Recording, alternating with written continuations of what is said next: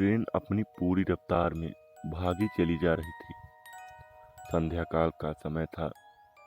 तेज बारिश और बीच बीच में बिजली की चमक वातानुकूलित कोच की खिड़कियों से अपनी उपस्थिति दर्ज करा रही थी। केबिन का एकांत और यह भयानक मौसम मुझ जैसे डरपोक आदमी को और डरा रहा था। थोड़ी देर बाद गाड़ी के पहियों की रफ्तार कम हुई और एक मध्यम से स्टेशन पर गाड़ी रुकी। बारिश इतनी ज्यादा थी कि मैं स्टेशन का नाम भी नहीं पढ़ पा रहा था। मैं अपने केबिन में अकेला था और इस उधेड़बुन में था कि कोई सहयात्री आए जिससे वार्तालाप करते करते आगे का रास्ता आसानी से काटा जा सके और एक अंदरूनी भय जो मेरे अंदर जागृत हो चुका है उससे मुझे निजात मिल सके।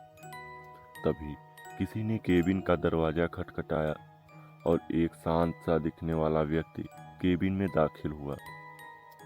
अपना सामान आदि व्यवस्थित करने के बाद वो मेरी तरफ देखकर मुस्कुराया और और मेरी तरफ हाथ आगे बढ़ाकर उसने अपना परिचय दिया।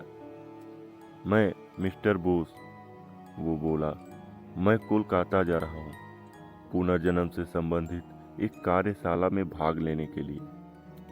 मैंने उसे बताया कि मैं कानपुर में व्याख्याता के पद पर हूँ और पटना जा रहा हूँ। उसने कुछ खाने का सामान निकाला और मुझसे भी खाने हेतु आग्रह किया, किंतु मैं बहुत ही सशंकित व्यक्तित्व का प्राणी, ट्रेन में किसी अजनबी के द्वारा दिए गए खाने को लेना असंभव था। मैंने बहुत विनम्रता से उसके आग्रह को ठुकराया। वो भी कम उत्साह नहीं था। कसकर हंसा और बोला, संशय कर रहे हो मेरे ऊपर? अभी तो कुछ नहीं, देखिए आगे क्या होता है। उसके यह शब्द सुनकर मुझे सांप सूंघ गया, किंतु मैंने किसी तरह अपनी घबराहट को छिपाया। कोई स्टेशन आने पर वह उतरता और ट्रेन चलने के बाद किसी दूसरे कंपार्टमेंट से चढ़कर फिर आ जाता। पूछने पर बोलता कि बीच बीच में रेलवे की नौकरी भी कर लेता हूँ। थोड़ी देर बाद मैं और वह विभिन्न विषयों पर चर्चा करने लगे। उसने पुनर्जन्म से संबंधित बातें प्रारंभ की और पुनर्जन्म को अंधविश्वास बताया। थोड़ी देर बाद उसने मुझसे पूछा कि क्या आप भूत प्रेत पर विश्वास करते हैं? मैंने कहा बिल्कुल। वो जोर से हंसा और बोला, यह सब बकवास है। मुझे भूतों पर विश्वास था, किंतु वो भूतों के अस्तित्व को नकारता रहा। रात अपने यौवन पर पहुंच चुकी थी। चर्चा उपरांत मैं वातानुकूलित प्रथम श्रेणी के कक्ष में सोने का प्रयास कर रहा था। अचानक मुझे ऐसा अनुभव हुआ कि कोई मेरे गले पर गर्म अंगार रख रहा है। मैं हड़बड़ा कर उठा। कहीं कोई नहीं। मेरे अलावा उस कक्ष में मेरा वही सहयात्री था जो सामने की बर्थ पर लेटा घोड़े बेचकर सो रहा था। मैं फिर सोने का प्रयास करने लगा। अभी आंख लगी ही थी कि मुझे अपने पेट पर बहुत तेज दबाव और हंसने की तेज आवाज सुनाई दी। मैं घबरा कर उठा तो देखा कि सहयात्री बर्थ पर नहीं था। लगभग 1-2 मिनट बाद वो आया और बोला, जनाब सोए नहीं? मैं अपनी घबराहट रोकते हुए उससे कहा, अभी नींद नहीं आ रही। और मैंने अपने बैग से एक मैगजीन निकाली और पढ़ने का नाटक करने लगा। सहयात्री भी बर्थ पर लेट गया और कुछ देर में उसके खर्राटे केबिन में गूंजने लगे। मैं भी थोड़ा निश्चिंत हुआ और बर्थ पर आंख बंद करके लेट गया।